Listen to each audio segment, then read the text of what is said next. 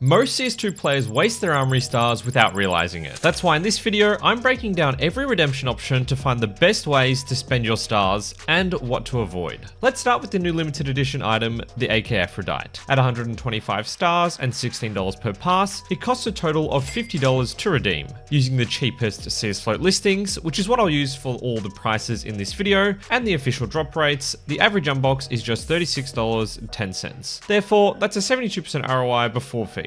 Of all the options in the Armory, this is one of the worst. Of course, there are supposedly some patterns which could fetch overpay, but until a limited edition item actually draws long-term demand, I'll be personally staying away from this one. The Fever case costs 2 stars, the equivalent of 80 cents. For months after its release, this case was being opened at insane rates. 10 to 11 million per month. But recently, those monster numbers have cooled off a bit. According to CSGO Case Tracker, December saw just 6 million, and it's now dropped below 4 million over the last 30 days. With knife prices coming down and supply of the new knives like the Skeleton Doppler likely surpassing the 10,000 mark, demand is shifting. We can see this reflected in the price of the case, which reached $1.14 in October, but has seen a pretty consistent price decline since then. Before we continue, this video's sponsor, SkinSwap, is giving you a skin worth up to $50 entirely for free whenever you do your first trade and use my referral code.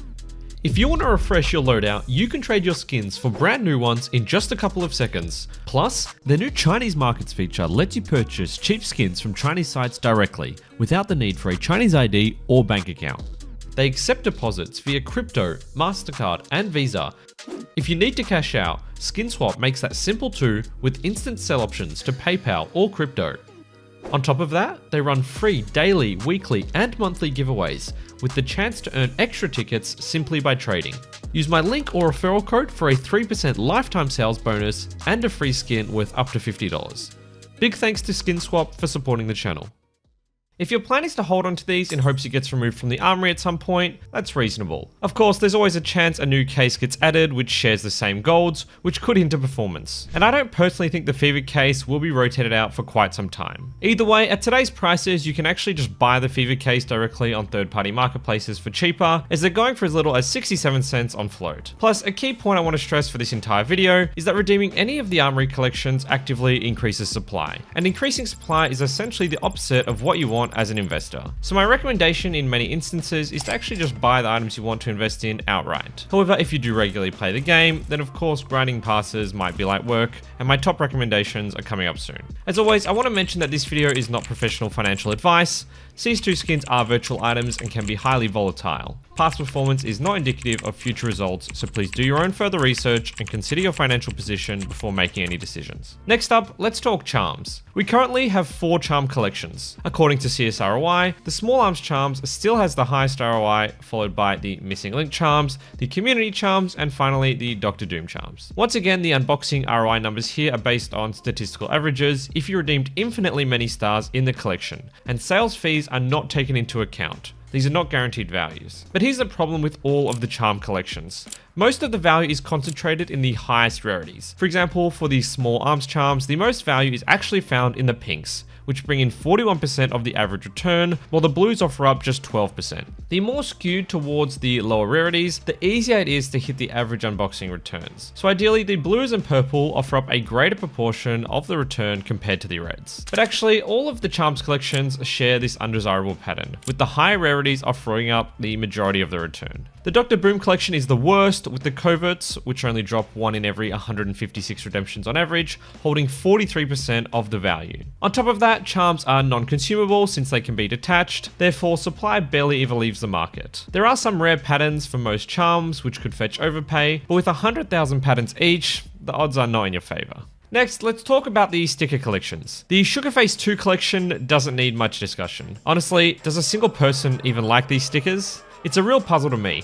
With Valve seemingly trying to maximize their revenue in all decisions, I cannot understand why they've added this. There's never been demand for it. We have the original collection still available via the in-game store, so I don't really get it. There are some stickers in here that are selling for more than the redemption cost, so for a short-term flip, it's possible to make some money, but compared to the other options, it's weak in my opinion. Next is the 2025 community stickers, which aren't bad in terms of the value distribution, with the purples doing most of the heavy lifting, mostly thanks to the chrome dome. However, the overall unboxing ROI is currently negative. Since it was only recently added, I find it unlikely to be the next to go. Therefore, without any strong short-term flip or removal hype exits on the cards, I'll be steering clear of this collection as well. If you want to go stickers, then the choice for me is the Elemental Craft collection. I've been praising this collection over and over as of late, and that's because its fundamentals are just so strong. It's got incredible application rates, is extremely versatile for a ton of crafts, and most of the value is found in the blues, which is great news since that's the rarity you'll receive most of the time. As a bonus, it only costs 1 star to redeem. I think these stickers could perform well as long-term holds, to sell on removal spike, or even as a simple flip, as average resale values are currently higher than redemption costs. If you want to deep dive into this collection, I made an entire dedicated video which you can check out next, where I break down the numbers even further. Finally, we have the skin collections, the Train 2025, Overpass 2024, and Sport and Field. It's extremely hard to say which collection or collections are most likely to be rotated out next. If we take a look at this data collected by Spinny, we can see the total supply of industrial skins from each collection since its addition to the Armory. The Sport and Field in red has actually surpassed the Overpass collection as of the last few months, likely due to the Overpass souvenir packages competing with Armory redemptions. The Train collection is clearly the least popular of the three, but is the newest and is actually outperforming the graphic design collection relative to its time in the Armory. I think you could make arguments for any of them being rotated out. Train is the least popular, so it could go, and there are some skins in it, like the Tech 9 Whiteout in particular, which I think could be highly sought after long term, so it has some investing potential. Overpass is from the initial Armory release and now has a souvenir package, so it could go.